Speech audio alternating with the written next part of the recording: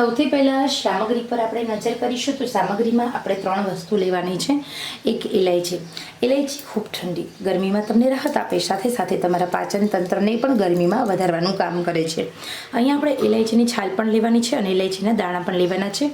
સાથે સાથે લઈશું આપણે એક વરિયાળી, 1 ચમચી વરિયાળી। વરિયાળી તમારા શરીરને ઠંડક આપે છે, તમારા શરીરની જઠરાગ્નિ શાંત કરે છે, સાથે તમને ઘણી બધી રીતે ફાયદાકારક છે વરિયાળી તમારા શરીરની અંદર ચરબી પણ ઓછી કરે છે, સાથે સાથે ભયંકર ગરમીમાં ઠંડક પહોંચાડી તમારા શરીરને ગરમી સામે રક્ષણ અપાવવા માટે સ્ટ્રોંગ બનાવે છે।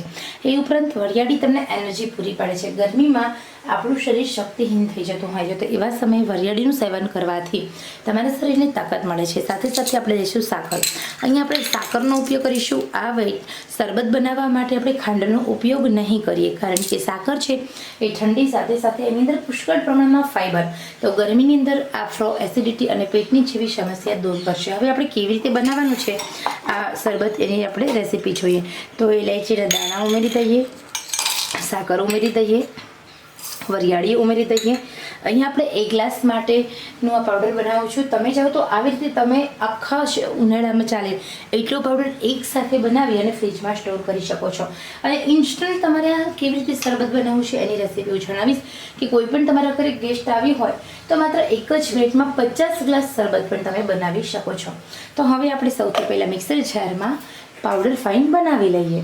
તો અહીંયા હવે એકદમ સરસ મજાનો ફાઇન પાવડર બની ગયો છે। આ તૈયાર થયેલા પાવડરને આપણે એક વાસણમાં કાઢી લઈએ। તમે ચાહો તો તમે આવી રીતે આખો ડબ્બો ભરીને આ પાવડર સ્ટોર કરી શકો છો। આ પાવડરમાં સ્વાદ, સુગંધ બંને ખૂબ સરસ મજાનું છે।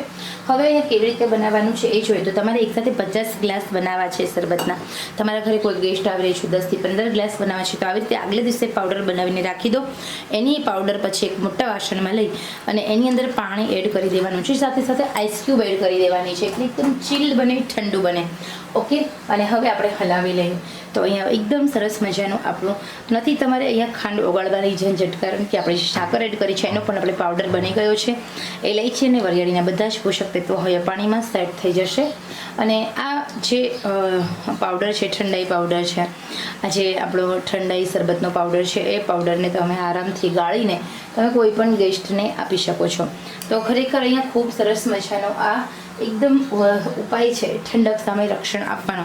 તો ખરેખર મિત્રો આને ગાળી અને તમે હું અત્યારે હવે ફ્રીજમાં મૂકી દઈશ અને પછી હું બપોરના ટાઈમ પર જ્યારે ફૂલ ગરમી હોય ત્યારે હું એકદમ ઠંડો આ ગ્લાસનું શરબત ગાળીને પી જઈશ। અને પછી જે ઉપર શરબતની અંદર જે વરિયાળી હોય છે ગાળવા પછી, એ વરિયાળી અને ઇલાયચીના દાણાને પણ ચાવીને ખાઈ જવાની છું, જેના કારણે મારું કોઈ વસ્તુ વેસ્ટ ન જાય। તો તમે પણ રોજ નિયમિત રીતે આવા 2 ગ્લાસ શરબત બનાવી અને તમે ફ્રીજમાં મૂકી દો અને બપોરના ટાઈમે તમે આ શરબત પીવાથી ભયંકર ગરમીમાં પણ તમને ઠંડક આપશે એવો રામબાણ શરબત છે આ ઉપાય। તો ખરેખર ગરમીમાં જ્યારે રક્ષણ મેળવવું હોય ત્યારે આ ઉપાય ચોક્કસ ફોલો કરો। આનાથી તમને ઘણા બધા ફાયદાઓ થશે। તો ખરેખર મિત્રો આ માહિતી પસંદ આવી હોય તો લાઈક, શેર, સબસ્ક્રાઈબ દિલથી કરશો। ચલો આપણે ફરી મળીશું નવા જ ઉપયોગી વિડીયો સાથે, ત્યાં સુધી આવજો।